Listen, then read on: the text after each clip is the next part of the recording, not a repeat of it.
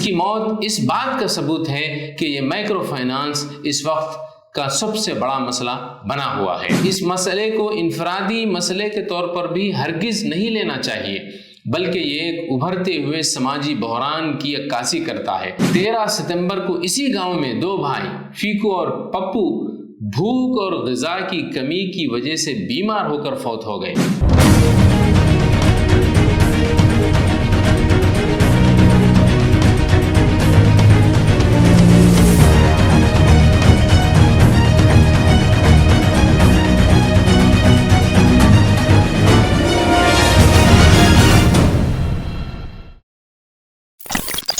ناظرین، آپ دیکھنا شروع کر چکے ہیں views on news.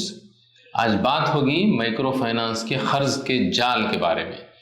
Micro finance کے قرض کا جال ایک ایسا جال ہے جس میں ایک ضرورت مند غریب شخص اور مفلوک الحال کو سبز باغ دکھا کر پھنسایا جاتا ہے۔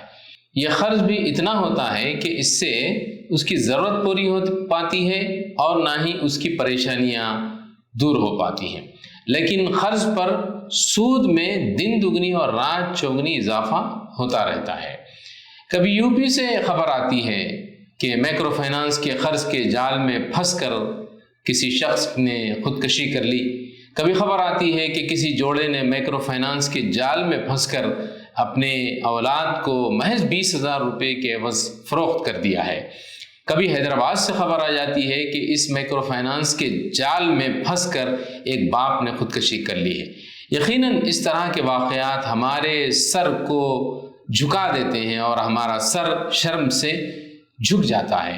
ایک طرف ملک کی معیشت 3 کھرب ڈالر کو پار کرنے جا رہی ہے، لیکن ملک کا غریب آج بھی 2 وقت کی روٹی کے لیے ترس رہا ہے۔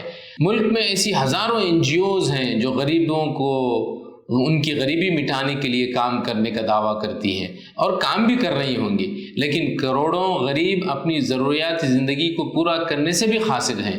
کئی اسلامی تنظیمیں بھی اس ملک میں کام کر رہی ہیں، لیکن پھر بھی ایسے واقعات کو روکنے میں وہ بری طرح سے ناکام نظر آتی ہیں۔ اسی طرح کے مائکرو فائنانس کمپنیوں کے قرض کے جال میں پھنسا ضلع کشی نگر یو پی کا ایک غریب نوجوان شیلیش کی منگل 17 دسمبر یعنی اسی مہینے کی 17 تاریخ کو مشتبہ حالت میں موت ہو جاتی ہے۔ اس کی بیوی مالا نے 6 مختلف فائنانس کمپنیوں سے یعنی مائکرو فائنانس کمپنیوں سے 2.3 لاکھ یعنی 2,30,000 روپے کا قرض لیا تھا۔ قرض کی واپسی کو لے کر تنازع ہو گیا اور جھگڑا ہو گیا۔ اس لڑائی میں اس کی حالت خراب ہو گئی، جس پر اسے ضلع ہسپتال لے جایا گیا، جہاں اس کی موت واقع ہو گئی۔ حقیقت یہ ہے کہ شیلیش کی موت کو معمولی نہیں لینا چاہیے۔ اس کی موت اس بات کا ثبوت ہے کہ یہ مائکرو فائنانس اس وقت کا سب سے بڑا مسئلہ بنا ہوا ہے۔ اس مسئلے کو انفرادی مسئلے کے طور پر بھی ہرگز نہیں لینا چاہیے، بلکہ یہ ایک ابھرتے ہوئے سماجی بحران کی عکاسی کرتا ہے، جہاں غریب لوگ خود کو مائکرو فائنانس کمپنیوں کے قرضوں کے دلدل میں پھنستے اور قرض لیتے ہوئے دیکھے جا سکتے ہیں۔ یہ کوئی پہلا واقعہ نہیں ہے، بلکہ اس ضلع میں پیش آنے والا یہ تیسرا واقعہ ہے، یعنی محض 1 سال کے اندر کشی نگر ضلع میں یہ پیش آیا تیسرا موت کا واقعہ ہے۔ مزید یہ کہ اسی ضلع کے دودھی علاقے کے دساہوان گاؤں کا ایک غریب خاندان قرض کے جال میں پھنس کر 20,000 روپے میں اپنے بچے کو بیچ دینے پر مجبور ہو گیا تھا۔ یہ کوئی پرانی بات نہیں ہے، بلکہ اسی ماہ کی 20 تاریخ کو یہ واقعہ پیش آیا تھا۔ 35 سالہ شیلیش کشی نگر ضلع کے ہیڈ کوارٹر سے محض 6 کلومیٹر دور جنگل کھیرا گاؤں میں رہتا تھا۔ گاؤں کے تمام مشہور باشندے انتہائی غربت میں اپنی زندگی بسر کر رہے ہیں اور مزدوری کر کے اپنی روزی روٹی کماتے ہیں۔ 6 سال پہلے 13 ستمبر کو اسی گاؤں میں 2 بھائی فیکو اور پپو بھوک اور غذا کی کمی کی وجہ سے بیمار ہو کر فوت ہو گئے۔ اس علاقے کے نوجوان اب شہروں کی طرف ہجرت کرنے پر مجبور ہیں، کیونکہ انہیں اب گاؤں میں کوئی کام مل نہیں پا رہا ہے۔ یہ صورتحال اس ضلع کی ہے۔ یہ مشاہیر کون ہیں آخر؟ دراصل یہ ایک انتہائی غریب قبیلہ ہے۔ جو کشی نگر ضلع میں تقریباً 100 تولے یا مشاعروں کے علاقے پائے جاتے ہیں، اور ان کی آبادی قریب 1 لاکھ یا اس سے کچھ زیادہ بتائی جاتی ہے۔ بنیادی طور پر یہ قبیلہ کھیتی باڑی کا کام کرتا ہے، یعنی فارم لیبر ہے۔ جیسا کہ آپ جانتے ہیں کہ زراعت کے کاموں میں اس وقت انسانوں سے زیادہ مشینوں کو استعمال کیا جا رہا ہے، یعنی مشینوں کا استعمال بڑھنے کی وجہ سے زرعی مزدوروں کو کام نہیں مل پا رہا ہے، جس کی وجہ سے دن بدن زرعی مزدوروں کی حالت قابل رحم ہوتی جا رہی ہے۔ ایک دلچسپ بات عرض کر دوں کہ ان کا نام مشاعر اس لیے پڑا ہے کہ ان کے بارے میں ایک خیال، عام طور پر یہ خیال پایا جاتا ہے کہ وہ چوہے کھاتے ہیں، جہاں موس کا مطلب یعنی چوہا ہے، لیکن حقیقت یہ ہے کہ وہ کھیتیوں میں اناج کو تلاش کرنے کے لیے چوہوں کے بلوں کو تلاش کرتے ہیں تاکہ اناج حاصل کر سکیں، تاکہ اپنی بھوک کو مٹا سکیں۔ بہرحال انہیں چوہے کھانے والا کہا جائے یا پھر ان کے بلوں کے ذریعے اناج تلاش کرنے والا کہا جائے، بنیادی نقطہ یہ ہے کہ اپنے پاپی پیٹ کی آگ کو بجھانے کے لیے وہ چوہے کے بلوں کی تلاش کرتے تھے۔ اس عمل سے ان کی غربت کا اندازہ لگایا جا سکتا ہے۔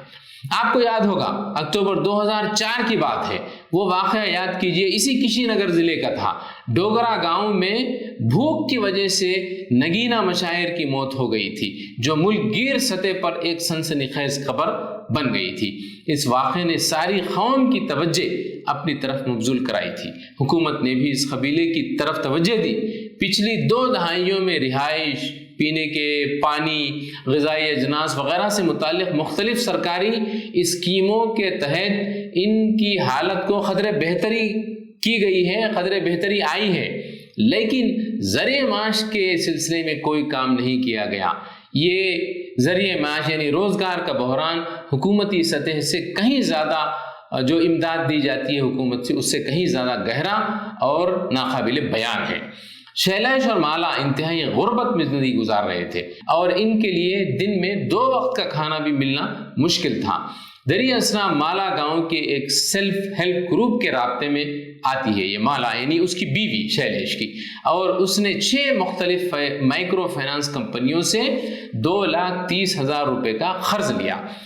یہاں سے شروع ہوتی ہے اصل مائکرو فائنانس کے قرض کی کہانی۔ ان کی غربت کا استحصال کرنے کے لیے سیلف ہیلپ گروپ آ جاتا ہے۔ ایک قرض کی قسط ادا کرنے کے لیے دوسرا قرض لیا گیا ہے، اور دوسرے قرض کی قسط ادا کرنے کے لیے تیسرا قرض۔ یہ چکر ایسا ہی چلتا رہا، نتیجتاً قرض کا بوجھ بڑھتا رہا اور قرض کے جال میں پھنس گئے۔ مالا جو شیلیش کی بیوی ہے، اس نے کہا کہ اس نے 6 مائکرو فائنانس کمپنیوں سے 50,000 روپے، 45,000 روپے کسی سے، 40,000 روپے ایک سے، اور 35,000 روپے، اور پھر 4 قرضوں کے علاوہ پھر اور ایک 30,000 روپے کے 2 اور قرض اس نے لے رکھے تھے۔ 3 قرضوں کی قسطیں ہر 15 دن میں آ جاتی تھی، اور ایک کی ہر ہفتے، اور 2 قرضوں کی ہر مہینے میں ادا کرنی ان لوگوں کو پڑتی تھی۔ تمام 6 قرضوں کی قسط ماہانہ 9,000 روپے بنتی تھی۔ وہ پچھلے 4 ماہ سے کوئی قسط ادا کرنے سے قاصر تھے۔ مالا کی بھابھی یعنی میرا دیوی کا کہنا ہے کہ پورا گاؤں قرض کے جال میں پھنسا ہوا ہے۔ اب اندازہ لگائیے، اس گاؤں میں کسی کے پاس بھی زرعی زمین نہیں ہے اور کوئی کام نہیں ہے۔ جب قرض لیا گیا ہے تو قسطیں تو ادا کرنی ہی پڑتی ہیں۔ اس کا کہنا ہے قسطیں تو ادا ہوتی ہیں، لیکن اصل رقم کی واپسی ہی نہیں ہو پاتی، یعنی صرف سود ادا کیا جا رہا ہے۔ صرف سود ادا کرنے میں ان کی ساری محنت اور سارا پیسہ لگ رہا ہے۔ ایجنٹ قرض کی وصولی کے لیے گھر میں گھس جاتے ہیں۔ لوگ گاؤں سے بھاگ رہے ہیں اور ادھر ادھر بھٹک رہے ہیں۔ یہ مالا کی بھاوج کا کہنا ہے۔ میرا نے یہ بھی بتایا کہ شیلیش نے کچھ کمانے کے لیے گاؤں میں سبزیوں کا ایک ٹھیلا لگا رکھا تھا۔ وہ وہاں پہ مزدوری کرتا اور پھر کچھ سبزیاں بھی بیچتا تھا، لیکن یہ بھی بے سود ثابت ہوا۔ جب وہ قرض کی قسط ادا نہ کر سکا تو ایک مائکرو فائنانس کمپنی کے ایجنٹ نے اس کی اسٹال بیچ کر قسط کی جو رقم ہوتی ہے وہ جمع کر لی۔ اسی طرح مالا نے کپڑے سی کر کچھ کمائی کرنے کی کوشش کی، یعنی شیلیش کی بیوی۔ اس نے ایک سلائی مشین خریدی، جس کے لیے قرض کی قسط کی عدم ادائیگی پر مائکرو فائنانس کی ایک کمپنی کے ایجنٹ نے اس کی سلائی مشین چھین لی۔ اس طریقے سے مائکرو فائنانس کمپنی کے ایجنٹ ان پر قسط کی ادائیگی کے لیے مسلسل دباؤ ڈالتے رہتے تھے۔ پھر اسی طریقے سے آپ حیدرآباد کا ایک قصہ بیان کر دیتا ہوں۔ 31 سالہ نظام الدین جو حیدرآباد کا رہنے والا تھا، اس نے کچھ بینکوں سے قرض حاصل کیا تھا، تاہم اس نے 6 مہینے سے بے روزگاری کی وجہ سے وہ قسط ادا نہیں کر پا رہا تھا، قسط ادا کرنے سے قاصر تھا۔ اس نے خودکشی کر لی۔ خودکشی سے قبل نظام الدین نے ویڈیو بنا کر بتایا کہ وہ انتہائی مقروض ہو چکا ہے اور اب وہ قرض ادا نہیں کر پا رہا ہے، لہٰذا اس کے پاس کوئی دوسرا راستہ نہیں بچا ہے اس کے سوا کہ وہ خودکشی کرنے پر مجبور ہو۔ یہ ایک واقعہ نہیں ہے، آئے دن اس طرح کے واقعات ہماری نظروں سے گزرتے رہتے ہیں۔ یہ کسی ایک فرد کا مسئلہ بھی نہیں ہے کہ وہ قرض کے بوجھ میں دبا ہوا ہے، یعنی جس کا مسئلہ ہے وہ خود حل کر لے، ہمارا تو یہ حال ہے، ہمیں اس سے کوئی لینا دینا نہیں ہے۔ ایسا نہیں ہے، یہ تو سارے سماج کا مسئلہ ہے۔ اس کے حل کے لیے ہم سب کو مل کر سنجیدگی کے ساتھ غور کرنا چاہیے، ورنہ یہ ناسور بن کر سارے سماج کو تباہ کر دے گا۔ سامعین، فی الحال اتنا ہی، پھر ہوگی ملاقات کسی نئے موضوع کے ساتھ۔ تب تک کے لیے زعیم الدین احمد کو اجازت دیں۔ خدا حافظ۔ ہماری درخواست یہ ہے کہ ہمارے اس چینل کو لائک کریں، سبسکرائب کریں اور شیئر کرنا نہ بھولیں، اور اپنے تجاویز اور مشوروں سے ہمیں نوازیں۔